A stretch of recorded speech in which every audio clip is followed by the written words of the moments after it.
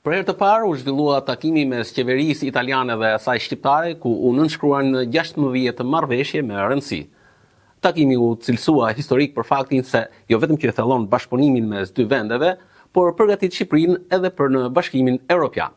Disa nga marrëveshjet e arritura mes Italisë dhe Shqipërisë janë bashkëpunimi mbi sigurinë kibernetike, mbrojtje civile shqiptare, mbështetje në mbrojtjen e fëmijëve dhe nënave, kundër trafikut të drogës në sektorin e mbrojtjes, për forcat detare shqiptare, përmirësimin e rrjetit të transmetimit të energjisë elektrike në Shqipërinë Veriore, për zhvillimin e investimeve shqiptare, memorandum paraprak për punimet në kantierin e Pashalimanit. Të paktën 7 anije do të ndërtohen nga kompania italo-shqiptare në Pashaliman. U diskutua protokolli për emigrantët e tjerë.